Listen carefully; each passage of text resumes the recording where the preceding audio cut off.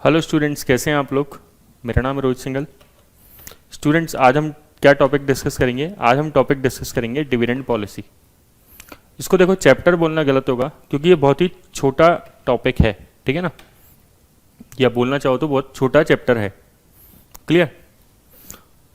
मतलब क्या है कि कंपनी को, इसका मीनिंग क्या है, कंपनी को कितना डिविडेंड बांटना चाहिए, कंपनी को कितना डिविडेंड बांटे कि उससे वेल्थ ऑफ शेयर होल्डर्स क्या हो, मैक्सिमाइज हो।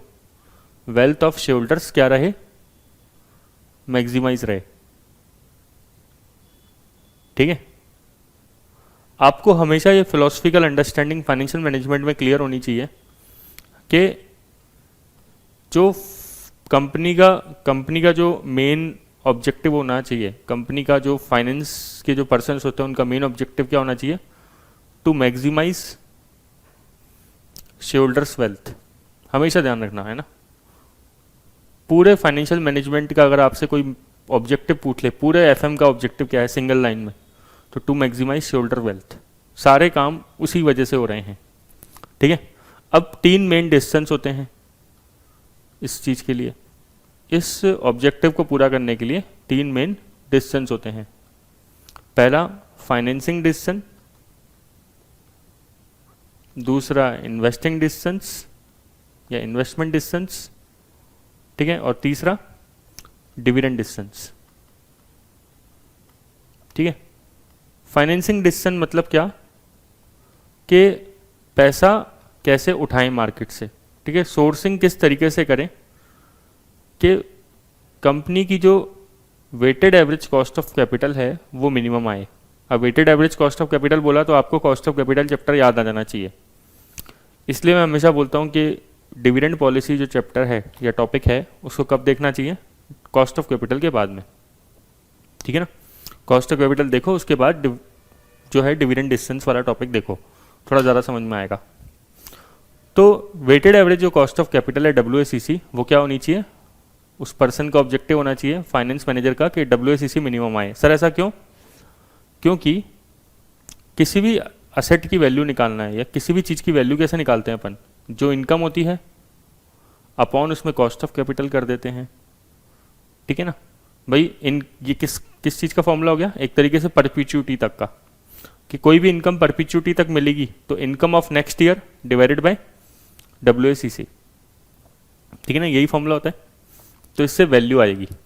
तो वैल्यू कैसे आएगी, ज़्यादा वैल्यू क्या पाएगी, या तो इनकम बढ़ा दो या फिर WACC क्या कर दो, कम कर दो। बट फाइनेंस मैनेजर के हाथ में क्या है, WACC कम करना होता है।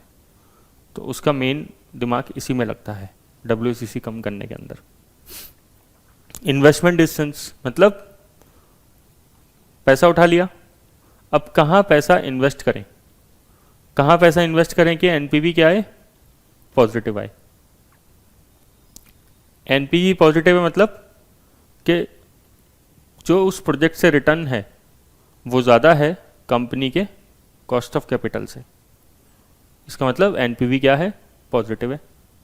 IRR is greater than WACC। इससे क्या होगा, NPV पॉजिटिव होगी तो शेयर होल्डर्स की वेल्थ मैक्सिमाइज होगी। ऑब्जेक्टिव पूरा हो गया। समझ में आ रहा है क्या। हमेशा आपको टॉपिक की फिलॉसफी जो है ना बहुत ज़्यादा क्लियर होनी चाहिए। फिलोसफिकल बेसिस पे आप बहुत ज़्यादा साउंड होने चाहिए। ठीक है ना। अगर केवल आपको टॉपिक जो है वो ऊपर से, मतलब ऐसा है कि आप केवल क्वेश्चंस करना जानते हो, आपको उस टॉपिक की अंडरस्टैंडिंग नहीं है, तो इसका मतलब फिर आप अपनी लाइफ में या अपने जॉब के करियर में जब भी आप जॉब करोगे या कर रहे हो तो फिर आपको दिक्कतें आएंगी। लेकिन अगर आप फिलोसफिकल क्लियर हो कि भाई टॉपिक करते क्यों है, रियल में क्या ऑब्जेक्टिव है, क्या कॉन्सेप्ट है उसके पीछे, तो बिल्कुल मस्त रहेगा, है ना। कई लोगों से पूछो फाइनेंस मैनेजर का क्या ऑब्जेक्टिव है, FM का क्या ऑब्जेक्टिव है, वो पता नहीं कुछ भी बताने लगते हैं। वो ये सिंपल सा स्टेटमेंट नहीं बोल पाते to maximise share holder wealth.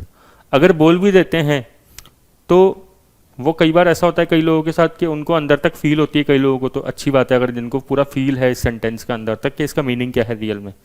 और कई लोग केवल ऊपर से मुंह से बोल रहे हैं क्योंकि उन्होंने वो कहीं सुना हुआ होता है। जैसे मान लो किसी स्टूडेंट ने किसी टीचर से सुन लिया to maximise share holder wealth, तो वो डायरेक्टली उसको रिपीट कर रहा है, रीप्रोड्यूस कर रहा है बिना उसका कॉन्सेप्ट जाने, तो वो गड़बड़ है हमेशा के लिए। तो मैं चाहूँगा कि आप ऐसा बिल्कुल भी मत करो, कॉन्सेप्ट जानो। डिविडेंड डिस्टेंस मतलब क्या है? डिविडेंड डिस्टेंस मतलब कि कंपनी कितना dividend they, what should be the policy of dividend.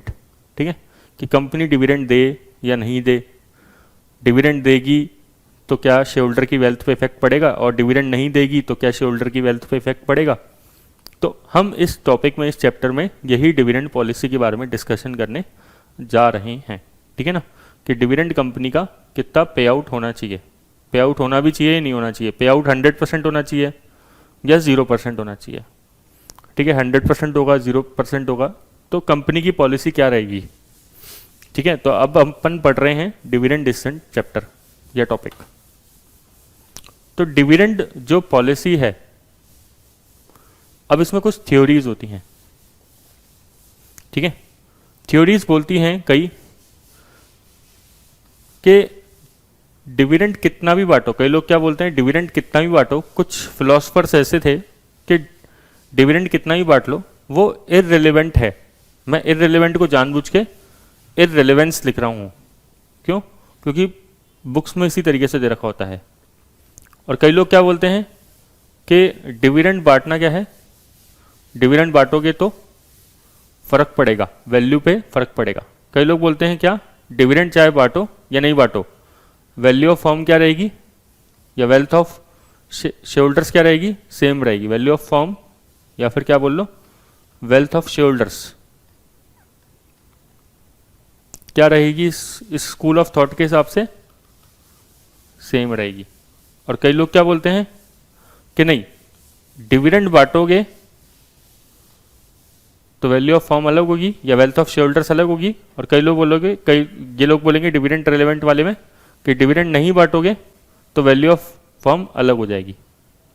ठीक है ना, समझ रहे हो? वापस बताता हूँ, इररिलेवेंस के अंदर कि चाहे कितना भी डिविडेंड दे दो, एक 1% डिविडेंड दो या 100% डिविडेंड दो, 50% दो, कोई फर्क नहीं पड़ता, wealth of share holders same रहेगी। और कई लोग क्या बोलेंगे, नहीं, अगर आप डिविडेंड दोगे तो वेल्थ ऑफ जो शेयर होल्डर्स है वो अलग होगी, और डिविडेंड नहीं दोगे तो वेल्थ ऑफ शेयर होल्डर्स क्या होगी, अलग होगी। ठीक है, वेल्थ ऑफ शेयर होल्डर्स मतलब क्या होता है? वेल्थ ऑफ शेयर होल्डर्स वैसे अपन डिस्कस कर चुके हैं कि number of shares into shares की मार्केट प्राइस, है ना, ये होता है wealth of share holders. Number of shares into share की मार्केट प्राइस। आज मेरे पास अगर टाटा मोटर्स का शेयर है, ठीक है, तो मैं क्या चाहूंगा कि उसकी वैल्यू 1 साल बाद बढ़ जाए। ठीक है, हमेशा मेरा ऑब्जेक्टिव यही होगा। तो मतलब वो वेल्थ ऑफ शेयर होल्डर्स, मतलब मैं अमीर हो रहा हूं तो मतलब कंपनी सोचेगी कि यार शेयर होल्डर अमीर हो रहा है तो wealth of share holders increase कर रही है। तो कंपनी का ऑब्जेक्टिव यही होना चाहिए। अब इररिलेवेंस थ्योरी का सपोर्टर कौन है?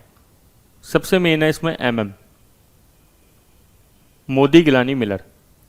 ठीक है,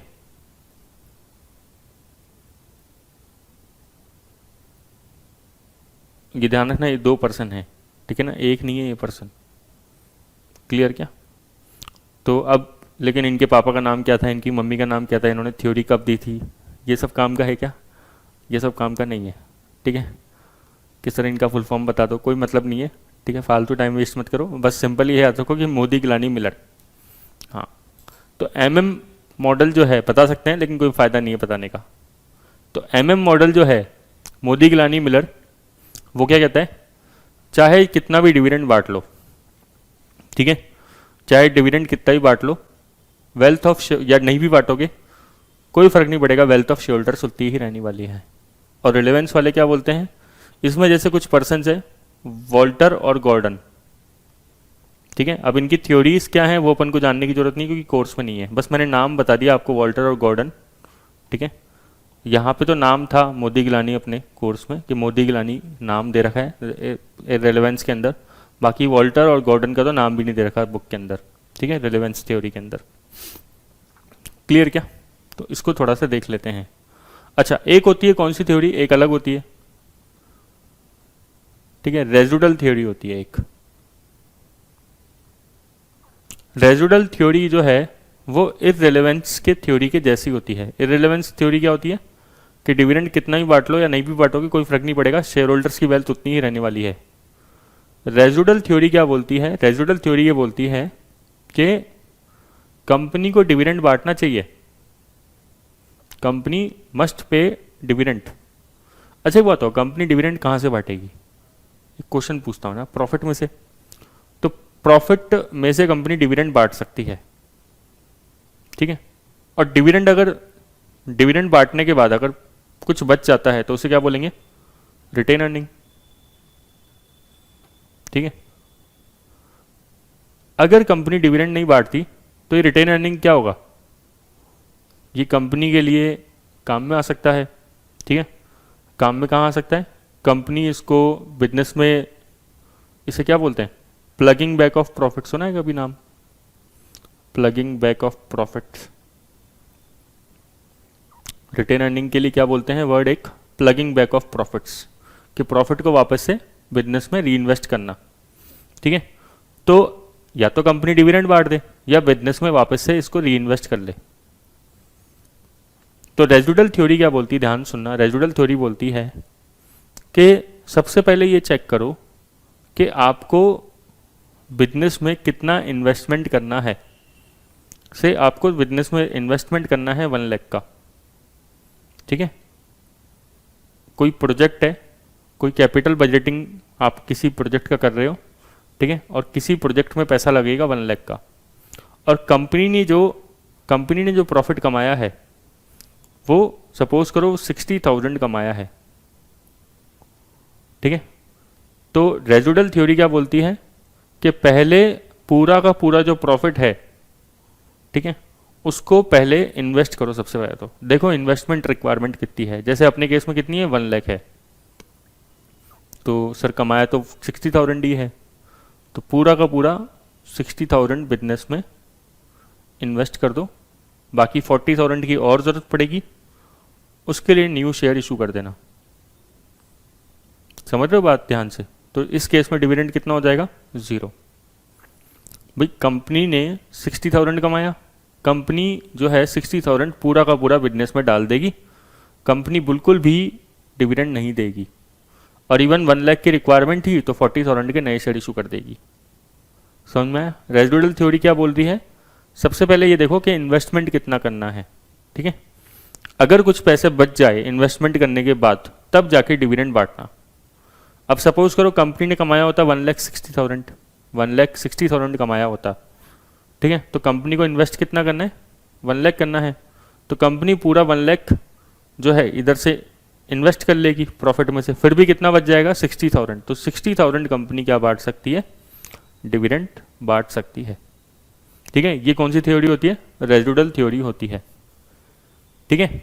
ये थ्योरी काफ़ी हद तक इररिलेवेंस से मिलती जुलती है, ठीक है, क्योंकि इररिलेवेंस थ्योरी जैसे मैंने बताया क्या मोदी गिलानी मिलर ने दी है, MM है ना, इसे कहते हैं MM जो है उसने बोला था, ठीक है। इसके अंदर नहीं जाना बहुत ज़्यादा डेप्थ में अपन को, बस इतना ध्यान रखना है कि हाँ कुछ रिलेवेंट थ्योरी होती है, कुछ इररिलेवेंट थ्योरी होती है, और कुछ क्या होती है? एक होती है रेजिडुअल थ्योरी होती है। बस थोड़ा थोड़ा अपन को टर्म्स पता होने चाहिए कि ऐसा ना हो कि अपन बिल्कुल ही बेखबर हो। सर वैसे ये इररिलेवेंस थ्योरी थोड़ा सा अगर आप बताना चाहो तो बता दो ना प्लीज़, हमें थोड़ा सा और डेप्थ में जानना है, तो थोड़ा सुन लो। देखो क्या अगर आप जानना चाहते हो तो मैं थोड़ा बहुत आपको बता देता हूँ, ठीक है। इररिलेवेंस थ्योरी बेसिकली क्या बोलती है, इसकी सोच क्या है? ये क्या बोल रही है कि डिविडेंड चाहे बांटो या डिविडेंड नहीं बांटो, है ना, मतलब डिविडेंड चाहे आप 100% बांटो, चाहे बिल्कुल भी मत बांटो, चाहे कितना भी बांट लो, शेयर होल्डर्स की वेल्थ क्या रहने वाली है? सेम रहने वाली है। तो वैसे तो अपने ये सब चीज़ें डेप्थ में नहीं है, लेकिन फिर भी मैं आपसे पूछूं ऐसा क्यों हो रहा है, ये क्यों बोल रही है थ्योरी, तो आप क्या बोलोगे? कोई लॉजिक दे सकते हो आप इसके पीछे कि भाई डिविडेंड नहीं भी बांटा, ठीक है, फिर भी शेयर होल्डर्स की वेल्थ सेम है, अगर डिविडेंड बांटें तो भी शेयर होल्डर्स की वेल्थ सेम है। देखो ये ऐसा इसलिए बोलती है, ये बोलती है कि देखो शेयर होल्डर को 2 तरीके के फायदे होते हैं। क्या बोलते हैं? ये बोलते हैं शेयर होल्डर्स को 2 तरीके से फायदा हो सकता है कंपनी के शेयर खरीदने के बाद। एक तो डिविडेंड मिल सकता है, ठीक है, जिसकी तो मेन बात हो रही है। दूसरा क्या होता है? शेयर के दाम भी बढ़ते हैं। इंपॉर्टेंट पॉइंट है ना, ध्यान सुनना, ठीक है, अगर समझना चाहते हो तो अच्छे से। तो शेयर के जब दाम बढ़ते हैं तो उसे क्या बोलते हैं, कैपिटल गेन बोलते हैं।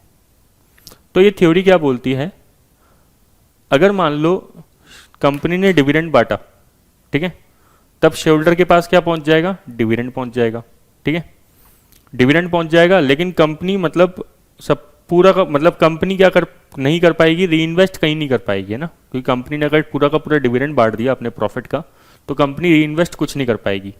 री इन्वेस्ट मतलब कैपिटल बजटिंग कुछ नहीं हो पाएगी, एनपीवी जिसमें पॉजिटिव है कुछ भी इन्वेस्ट नहीं कर पाएगी क्योंकि कंपनी के पास पैसे नहीं है। तो फिर क्या होगा, तो फिर जो शेयर्स के दाम हैं वो नहीं बढ़ेंगे। शेयर के दाम क्यों बढ़ते हैं, क्योंकि कंपनी कहीं ना कहीं इन्वेस्ट करती है, उधर से प्रॉफिट कमाती है, वो नहीं कमा पाएगी, ठीक है। लेकिन शेयरहोल्डर्स को कोई फर्क नहीं पड़ेगा, शेयरहोल्डर्स को क्या लगेगा कि चलो डिविडेंड मिल गया, शेयर के दाम सेम है, कोई दिक्कत नहीं है, एक ही बात है, ठीक है, पैसा मिलने से मतलब है, ठीक है। फिर दूसरा ये आर्ग्यूमेंट क्या बोलते हैं, अगर डिविडेंड 100% बांट दिया, वो डिविडेंड 0% बांटा तो कि चलो शेयरहोल्डर्स को डिविडेंड 0% गया, मतलब कुछ भी नहीं गया सपोज करो, लेकिन कंपनी क्या करेगी उस पैसे का, कंपनी उस पैसे का री इन्वेस्टमेंट करेगी, ठीक है, बिजनेस में री इन्वेस्ट करेगी, तो एनपीवी वाले जो पॉजिटिव प्रोजेक्ट है उनमें री इन्वेस्ट करेगी, तो उससे क्या होगा, कंपनी को कुल मिला के कैपिटल गेन होगा, कंपनी को मजा आ जाएगा, ठीक है, शेयरहोल्डर्स को भी मजा आ जाएगा, भाई शेयर्स के दाम बढ़ जाएंगे ना, समझ रहे हो। जब कंपनी एक ऐसे प्रोजेक्ट में री इन्वेस्ट, कंपनी क्या करती है, अपने प्रॉफिट का या तो डिविडेंड बांटती है या उसको बिजनेस में री इन्वेस्ट कर देती है। अगर कंपनी ने डिविडेंड बांटा तो ठीक है, अगर डिविडेंड नहीं बांटा तो उसको बिजनेस में री इन्वेस्ट कर दिया, री इन्वेस्ट करा कहाँ पे, जहाँ पे एनपीवी पॉजिटिव है। हाँ, अगर आपको एनपीवी पॉजिटिव वर्ड मेरा समझ में नहीं आ रहा तो आप कैपिटल बजटिंग जो चैप्टर है इन्वेस्टमेंट डिसीजंस उसको देख लो, हो सकता है कि आपने वो नहीं देखा हो फिर, है ना, ठीक है। तो एनपीवी पॉजिटिव वाले अगर प्रोजेक्ट में कंपनी ने इन्वेस्ट कर दिया तो इसका मतलब क्या होगा कि कंपनी ने एक ऐसी जगह पे इन्वेस्ट कर दिया यहाँ पे फायदा हो रहा है, तो उससे शेयर्स की वैल्यू बढ़ेगी, तो शेयर होल्डर्स की वेल्थ बढ़ जाएगी, ठीक है। टाटा मोटर्स का शेयर जो 1000 का था वो बाद में 1500 को हो जाएगा, तो भले ही डिविडेंड 500 का नहीं मिला तो क्या हुआ, शेयर की दाम 500 से बढ़ गए, एक ही बात है ना भाई, डिविडेंड मिल जाए 500 का या शेयर के दाम 1000 से 1500 हो जाए। समझ में आया क्या, ये इररिलेवेंस थ्योरी बोलती है,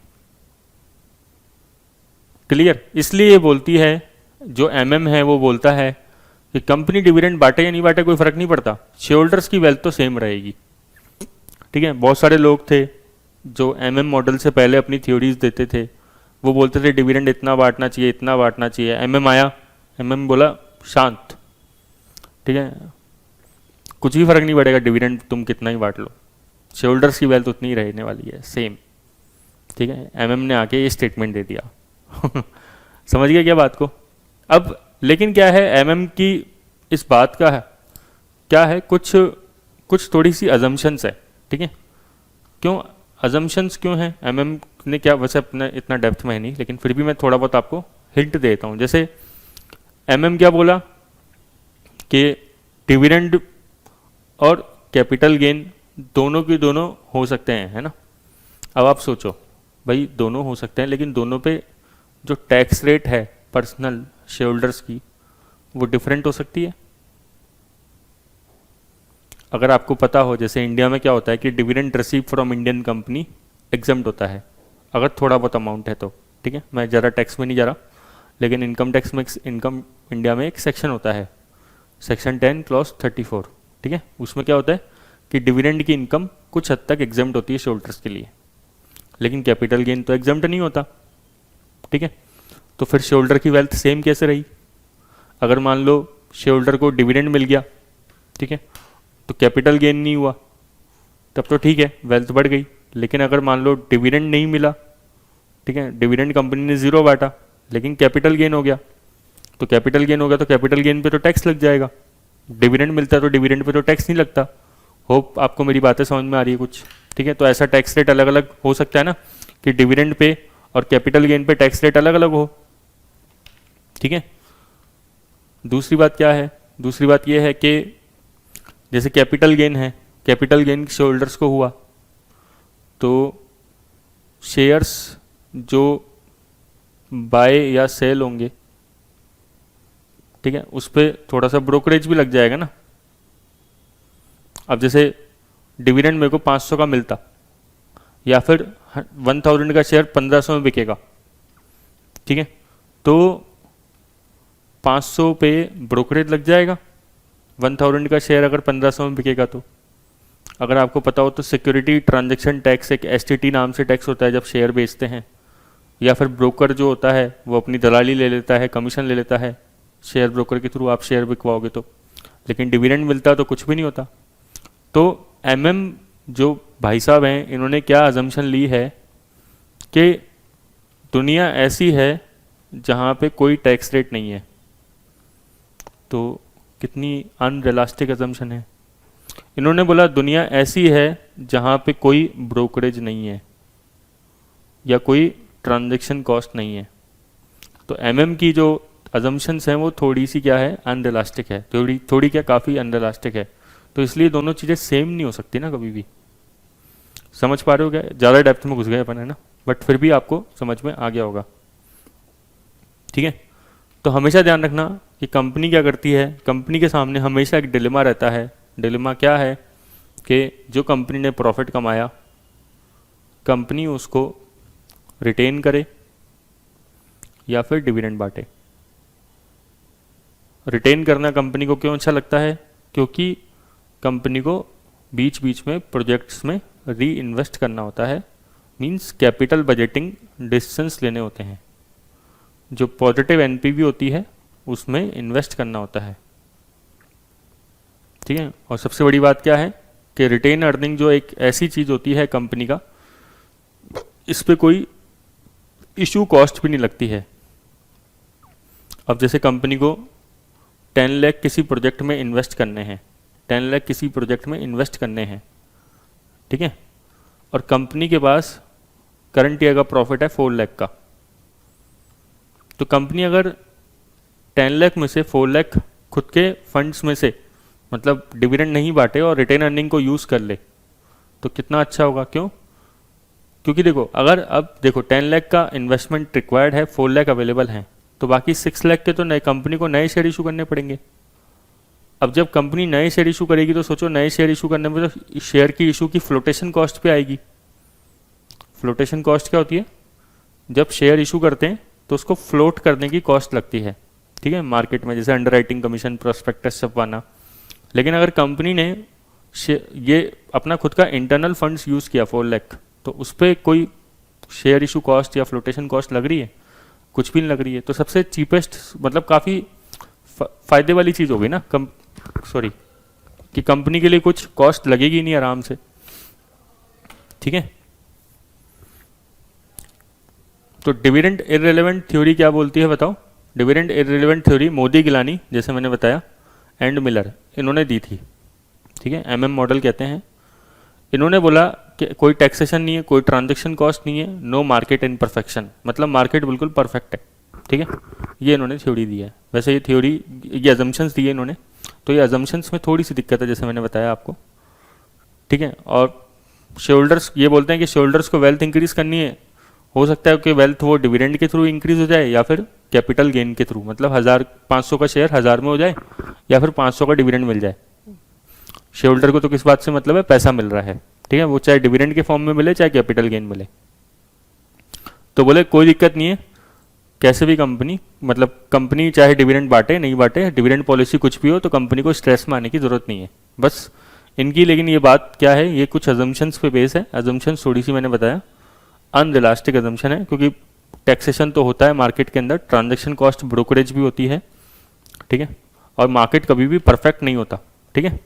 रेजिडुअल थ्योरी क्या बोलती है? रेजिडुअल थ्योरी बोलती है कि कंपनी पहले अपना, बताया था ना कि कंपनी पहले सारे के सारे ऐसे प्रोजेक्ट ढूंढ ले जहाँ पे इन्वेस्ट करना चाहिए, ठीक है, जहाँ पे एनपीवी पॉजिटिव आ रही है, ठीक है। और सबसे पहले कंपनी जो अपना प्रॉफिट कमाया है करंट ईयर का, उसको उस प्रोजेक्ट में री इन्वेस्ट करने का सोच ले, ठीक है। अगर फिर भी कंपनी के पास री इन्वेस्ट करने के बाद अगर कुछ बच जाता है तो बाद में डिविडेंड बांटना, ठीक है ना। कितनी अच्छी सोच है, ठीक है ना भाई। पहले आगे की कमाई का सोचो, बाद में खर्च करना, ठीक है, ये बोल रहे हैं। तो रेजिडुअल थ्योरी बहुत अच्छी थ्योरी है, ठीक है, काफ़ी प्रैक्टिकल थ्योरी है एक तरीके से, ठीक है। तो ये बोलते हैं कि जैसे मैं बताऊं आपको कि फर्म जो है वो सारे के सारे एनपीवी, जितने भी पॉजिटिव एनपीवी प्रोजेक्ट हैं, मतलब जिसमें शेयरहोल्डर्स की वेल्थ इंक्रीज होगी, ठीक है, उधर इन्वेस्ट कर ले। अगर कोई फंड्स बच जाता है तो फिर वो डिविडेंड दे दे, ठीक है, क्लियर क्या? तो इसलिए बोलते हैं रेजिडुअल। रेजिडुअल मतलब बचा कुचा, क्लियर क्या? बस इतना ही है, ये अगर आप समझ गए तो बहुत है, ठीक है। डिविडेंड रेलेवेंस मतलब क्या है? ये थ्योरी बोलती है कि नहीं, डिविडेंड क्या होता है और रेलेवेंट होता है। बोलते हैं कि अगर आपने, कंपनी ने डिविडेंड बांटा तो शेयर की प्राइस अलग होगी, डिविडेंड नहीं बांटा तो शेयर की प्राइस अलग होगी, और शेयरहोल्डर्स की जो वेल्थ है ना उसमें भी फर्क पड़ेगा। ये कुछ अपने आर्ग्यूमेंट्स मतलब सपोर्ट करने के लिए कुछ देते हैं, कुछ पॉइंट्स रखते हैं, ठीक है। जैसे बोलते हैं कि अगर कंपनी, जैसे सोचो एक कंपनी है, ठीक है, वो रेगुलर बेसिस पे डिविडेंड बांटती आ रही है, लेकिन एक बार क्या हुआ कि डिविडेंड बांटना कंपनी ने बंद कर दिया, तो इससे क्या होगा? शेयरहोल्डर्स को बैड न्यूज जाएगी। बहुत ही इंपॉर्टेंट टर्म है, एग्जाम में पूछ सकता है, इसे बोलते हैं डिविडेंड सिग्नलिंग। इससे सिग्नल जाएगा, ठीक है। तो हो सकता है कि कंपनी की बदनामी इस तरीके से हो कि कंपनी डिविडेंड नहीं बांट रही है, तो हो सकता है कंपनी के पास या तो कैश का शॉर्टेज हो या कंपनी के पास प्रॉफिट कम हो, इन दोनों में से कुछ भी हो सकता है। तो ऐसी न्यूज़ जाना कंपनी के लिए बैड न्यूज़ है ना। इससे शेयरहोल्डर्स को खतरा महसूस होगा। फिर शेयरहोल्डर्स हो सकता है कि, क्योंकि देखो शेयर मार्केट बड़ा सेंसिटिव होता है, तो शेयरहोल्डर जैसे ही किसी कंपनी ने अगर डिविडेंड नहीं बांटा, जो कई साल से लगातार डिविडेंड बांटती आ रही थी, तो शेयरहोल्डर्स बोलेंगे भाई दाल में कुछ काला है, फटाफट से शेयर बेचो और निकलो, ठीक है। तो ये बैड न्यूज़ हो जाएगी। तो इससे शेयर की प्राइस जो है वो अच्छे से धड़ाम से गिर सकते हैं। इसे बोलते हैं डिविडेंड सिग्नलिंग। इंपॉर्टेंट पॉइंट है ना। फिर changes in dividend policy particularly reductions में conflict with investor liquidity requirement. ये बहुत अच्छा पॉइंट है। देखो कई लोग बोलते हैं कि ना कंपनी को हमेशा जो है अगर डिविडेंड बांटती आ रही है ना, तो डिविडेंड स्टेबल रखना चाहिए। कई लोग क्या बोलते हैं, या तो डिविडेंड स्टेबल हो, हर साल सेम रखे, या ग्रो करना चाहिए। क्यों? ये बोलते हैं कि जो डिविडेंड होता है ना वो शेयरहोल्डर्स की एक मेजर कमाई का पार्ट होता है, ठीक है। उससे ना शेयरहोल्डर्स पता नहीं क्या क्या सपने सोच लेता है, उसको ये खरीदना है, उसको घर खरीदना है, ये खरीदना, ये इधर पैसे इन्वेस्ट करने, घर का खर्चा चला रहा होगा। तो अगर कंपनी डिविडेंड बांटना बंद कर देगी, ठीक है, और शेयरहोल्डर्स को सपने दिखाएगी कि भाई, जैसे डिविडेंड इररिलेवेंस थ्योरी में होता है, क्या सपने दिखा रहे हैं कि चल तू डिविडेंड मत ले, तेरे शेयर की प्राइस बढ़ जाएगी। तो आपको तो पता है सपने तो सपने होते हैं ठीक है भाई, शेयर होल्डर को क्या बोल रहे हो, तू डिविडेंड मत ले, शेयर की प्राइस बढ़ेगी बढ़ेगी, ठीक है ना, ये तो फ्यूचर है, ठीक है। डिविडेंड मिल जाता तो आज बात खत्म हो जाती, पैसा मिल जाता। तो शेयर होल्डर्स की लिक्विडिटी पे फर्क पड़ सकता है कि शेयर होल्डर्स जो है मतलब पैसे मिल रहे हैं रेगुलर, तो खर्चा वर्चा कर पा रहे हैं ढंग से। अगर कंपनी नहीं बांट रही है डिविडेंड तो दिक्कत हो सकती है, ठीक है ना। तो कई लोग ये भी बोलते हैं कि ना कंपनी को स्टेबल डिविडेंड पॉलिसी रखनी चाहिए। ऐसा नहीं कि एकदम से कभी डिविडेंड ज़्यादा बांट दिया, ठीक है, तो शेयर होल्डर्स उस टाइम पार्टी कर रहे हैं, और एकदम से डिविडेंड कम कर दिया तो शेयर होल्डर्स बेचारे मांग मांग के कर्जा करके, है ना, घर का खर्चा चला रहे हैं। ऐसा नहीं होना चाहिए। तो लिक्विडिटी पे इफेक्ट करता है। और फिर टैक्स प्लानिंग मतलब इसे बोलते हैं क्लाइंटेल इफेक्ट। जैसे क्या मैंने बताया कि अब कंपनी ने सोचा, जैसे मैं आपको वही डिविडेंड इररिलेवेंस थ्योरी से कंपेयर करके बता रहा हूँ, ठीक है। कंपनी ने सोचा कि भाई डिविडेंड, जैसे एमएम क्या बोलता था, डिविडेंड बांटो या नहीं बांटो, जो है शेयर होल्डर्स की वेल्थ सेम रहेगी। लेकिन वेल्थ सेम नहीं रहेगी रियल में। क्यों नहीं रहेगी? क्योंकि एमएम तो कहता है टैक्स होता ही नहीं है, अजम्पशन ले ली, लेकिन रियल में तो टैक्स होता है। तो टैक्स होता है, और ज़्यादातर ऐसा टैक्स होता है कि डिविडेंड पे अलग टैक्स लगता है, कैपिटल गेन पे अलग लगता है।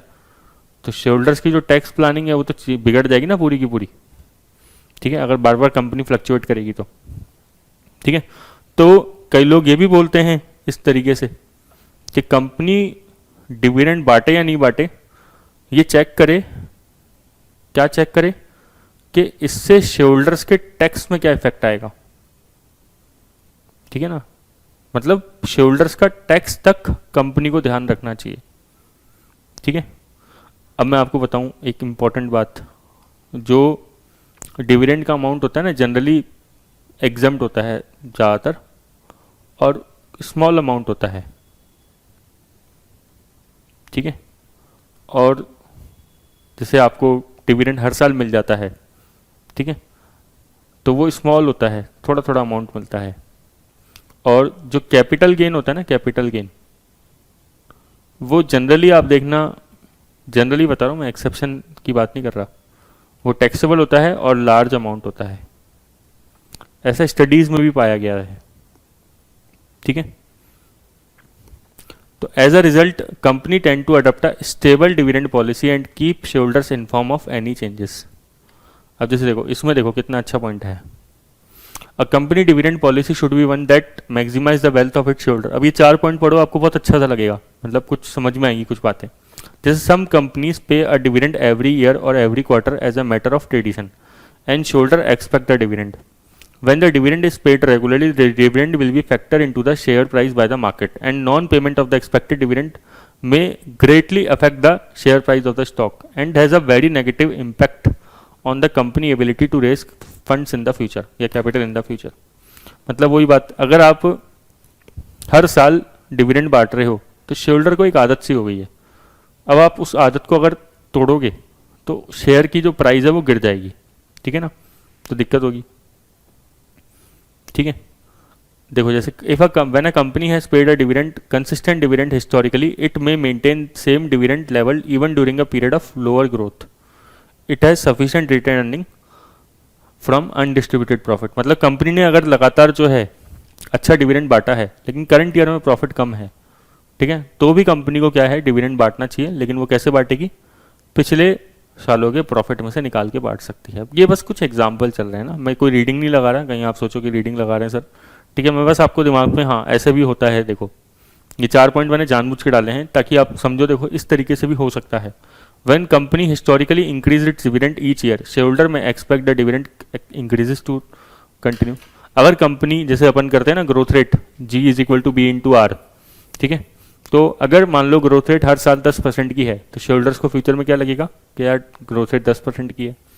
लेकिन अगर मान लो कंपनी ने जो है करंट ईयर में डिविडेंड ग्रो नहीं किया जैसे पहले हो रहा था, तो फिर शेयरहोल्डर्स को झटका सा लगेगा, फिर वो बेच देंगे शेयर और फिर सप्लाई मतलब ज़्यादा हो जाएगी और शेयर के दाम गिर जाएंगे। ठीक है, तो ये सारी बातें और कुछ नहीं है ना। अब 2-3 टर्म्स देख लेते हैं जो कभी काम में आ सकते हैं आपके। जैसे क्या है, शेयर रीपरचेज। शेयर रीपरचेज मतलब शेयर का बायबैक करना। ठीक है, शेयर बायबैक करना डिविडेंड के टॉपिक में क्यों दे रखा है, आप समझ सकते हो, सोच सकते हो इसके बारे में कि सर ये डिविडेंड से, देखो डिविडेंड की सारी पॉलिसी खत्म हो गई है ना, पहली बात तो ये है। अब 2-3 टर्म्स है वो डिस्कस करेंगे, हो जाएगा चैप्टर।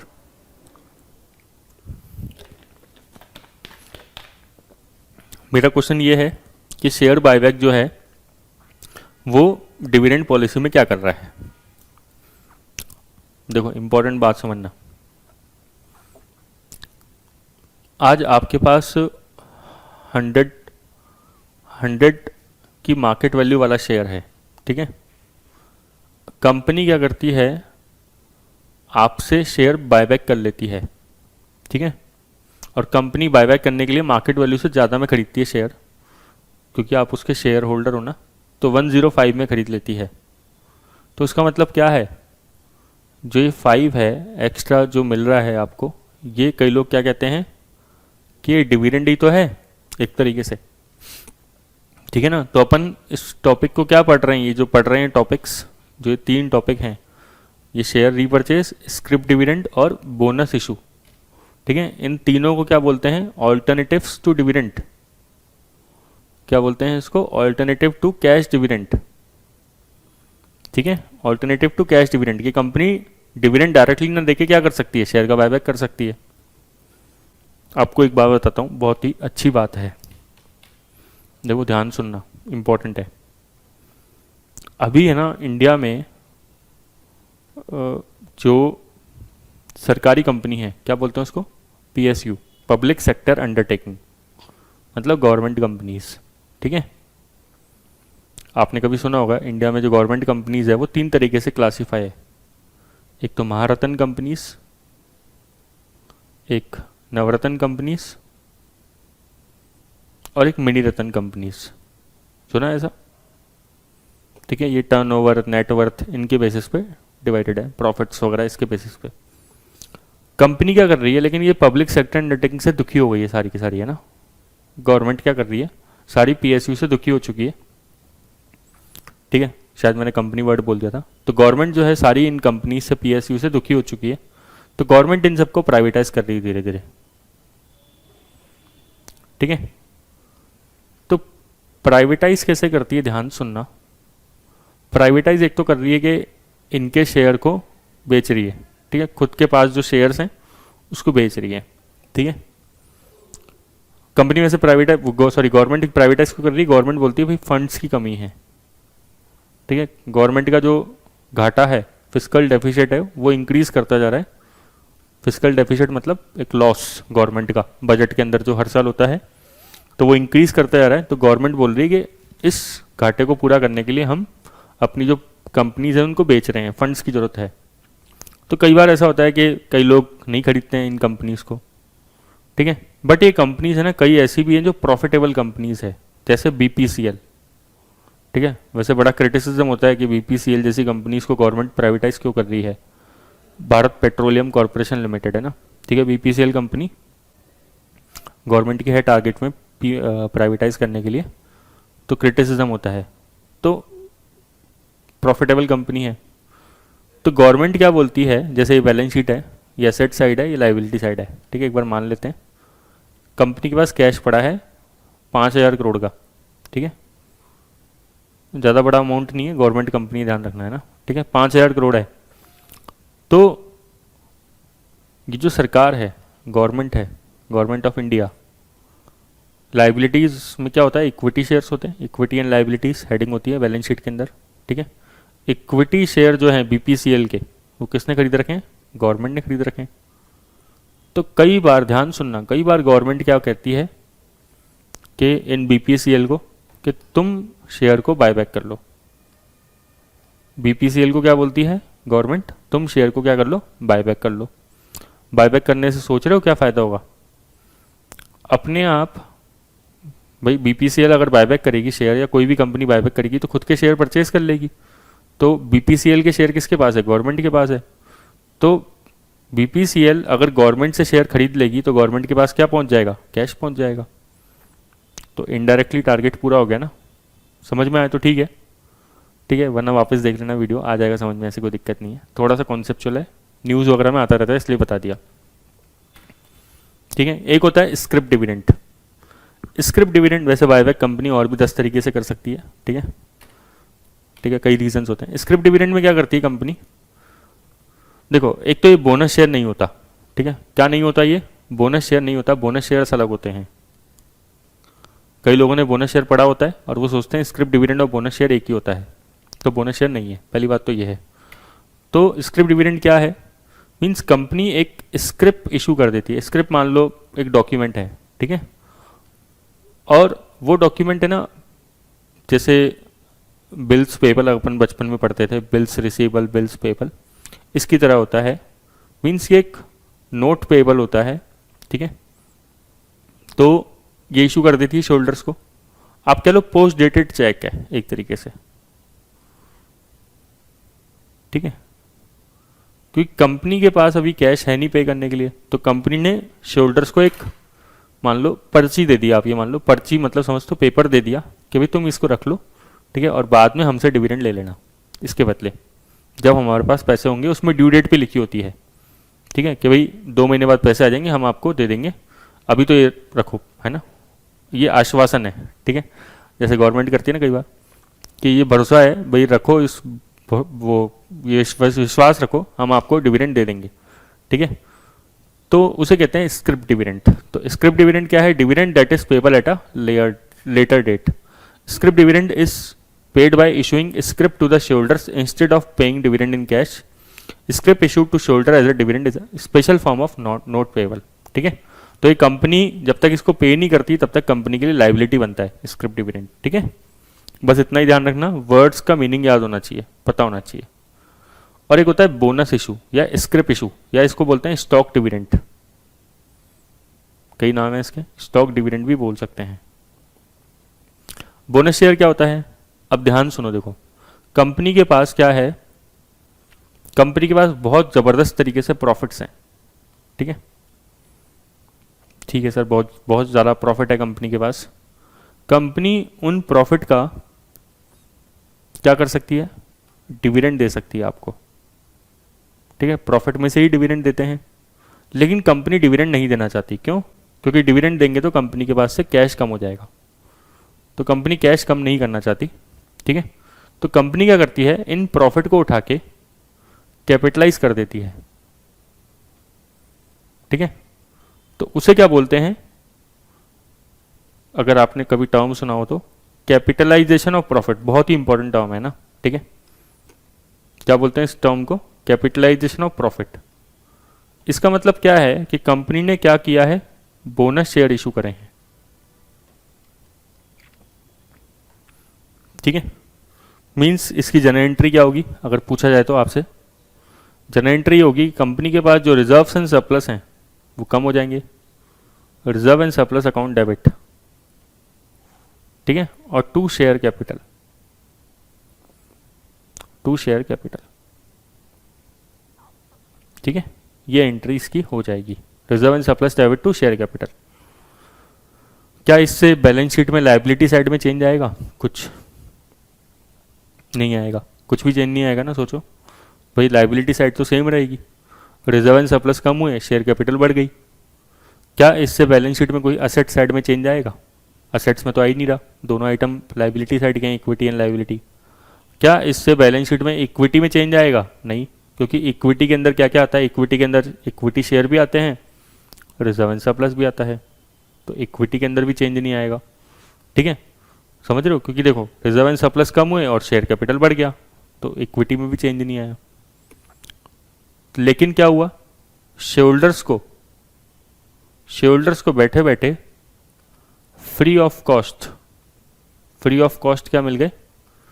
शेयर्स मिल गए। शेयरहोल्डर्स क्या बोलेंगे? मजा आ गया, मजा आ गया, हमें फ्री में क्या मिल गए? शेयर्स मिल गए। समझ रहे हो? फ्री ऑफ कॉस्ट शेयर मिल गए।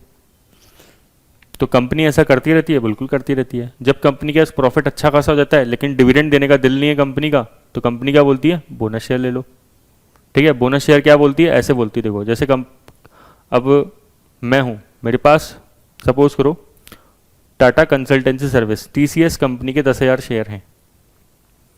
10,000 नहीं है वैसे, 10,000 शेयर बहुत महंगे होते हैं TCS के, ठीक है मेरे पास, लेकिन कम है, 50-60 होंगे शेयर TCS के। तो TCS कंपनी के 10,000 शेयर हैं मान लो मेरे पास एक बार, और कंपनी ने बोला कि बोनस शेयर दे देते हैं, सपोज करो 2:1 में।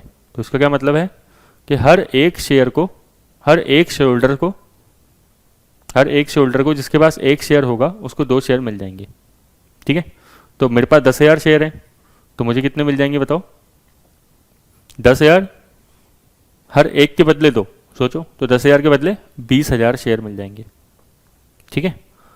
ऐसा भी हो सकता था 3:2, तो हर 2 शेयर के बदले 3 शेयर मिल जाएंगे। तो 10,000 डिवाइडेड बाई 2 इंटू 3 मीन्स कितने हो जाएंगे? 15,000, ठीक है। 15,000 शेयर फिर मेरे को बोनस के मिल जाएंगे। तो 10,000 शेयर तो मेरे पास थे ही, और 15,000 शेयर और मिल गए बोनस के, मेरे तो मजे आ गए। तो बैठे बैठे फ्री में शेयर्स मिल गए। ये जनरल एंट्री हो गई इसकी, ठीक है, कंपनी के लिए। वैसे मैं एक बात पूछूं कि शेयरहोल्डर्स के लिए क्या जनरल एंट्री होगी?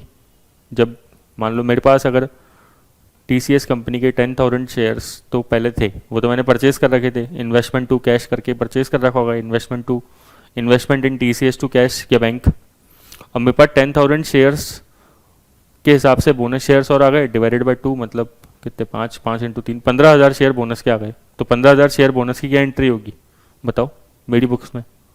नो जन एंट्री। सर क्यों? क्योंकि देखो अकाउंट्स में एक कॉन्सेप्ट होता है मनी मेजरमेंट, ठीक है। तो जब कोई चीज़ मनी में मेज़र नहीं करी जा सकती, ठीक है, मतलब जिसमें पैसा इन्वॉल्व नहीं हो, जैसे सॉरी जैसे मेरे केस में यहाँ पे कुछ भी पैसा नहीं लगा, तो फिर जनरल एंट्री क्या होगी? कुछ भी नहीं होगी, ठीक है। ये आपने कॉन्सेप्ट पढ़ा होगा 11th क्लास में कभी ना कभी, अगर पढ़ा हो तो। नहीं भी पढ़ा तो कोई बात नहीं, नई चीज़ पता लग गई आपको, ठीक है। तो इससे क्या होता है, कभी भी कंपनी का क्या है, कैश नहीं आता कंपनी के पास। बोनस शेयर कंपनी मतलब फ्री ऑफ कॉस्ट इशू करती है, ठीक है, changing the company reserve into share capital, इसलिए इसको बोलते हैं कैपिटलाइजेशन ऑफ प्रॉफिट्स। कुछ क्वेश्चंस का आंसर दो, जैसे dividend as residual view of dividend policy is best described as. Video pause करो, क्वेश्चन का आंसर सोचो। डिविडेंड एज अ रेजिडुअल, ये थ्योरी क्या बोलती है बताओ?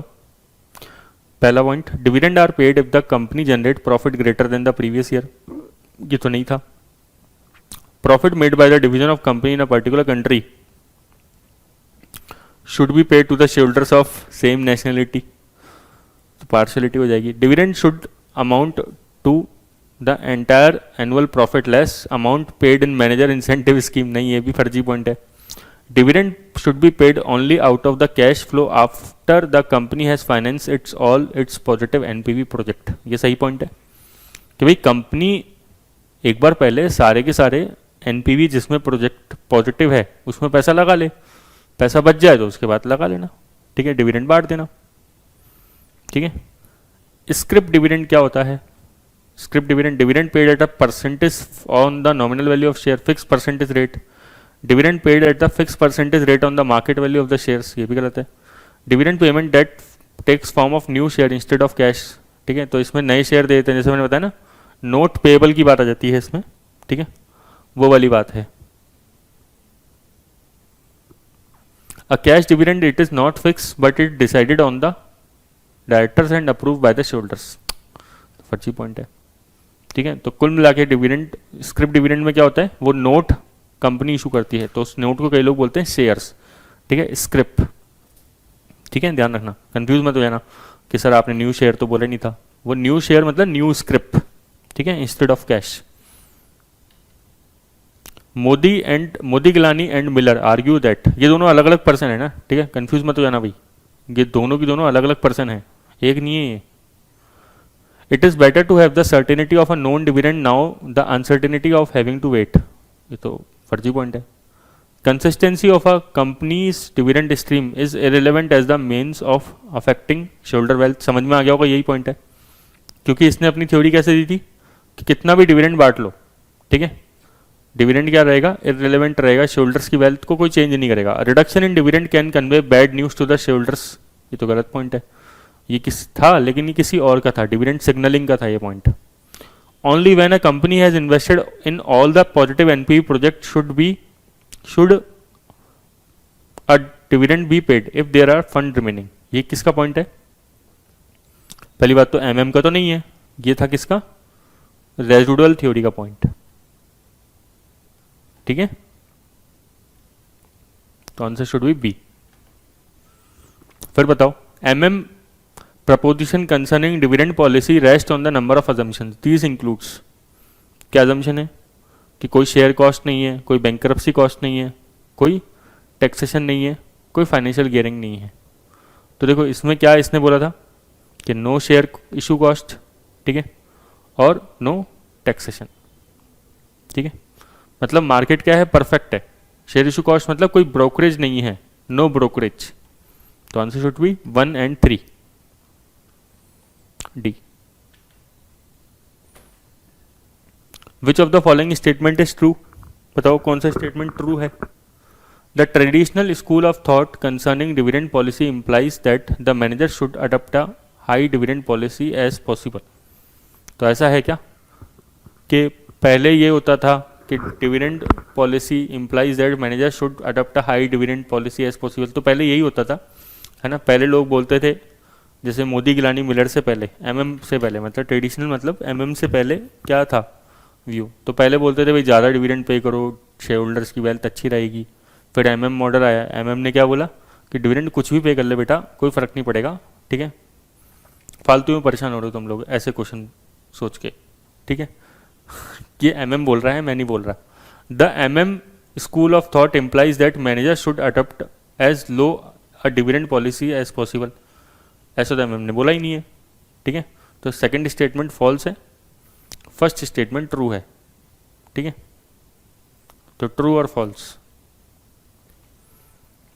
ठीक है। सेकंड क्यों फॉल्स है, क्योंकि एमएम ने क्या बोला भाई कुछ भी डिविडेंड बांट लो, कोई फ़र्क ही नहीं पड़ता। तो हमने ये कुछ क्वेश्चंस भी कर लिए, तो उससे आपको क्लियरिटी अच्छे से हो गई होगी। डिविडेंड पॉलिसी में और कुछ है ही नहीं, इससे आप पढ़ने की कोशिश भी मत करना, और ना है, ठीक है, फालतू टाइम खराब करोगे। ये भी अपन ने काफ़ी ज़्यादा पढ़ लिया डिविडेंड पॉलिसी में, ठीक है। Thank you.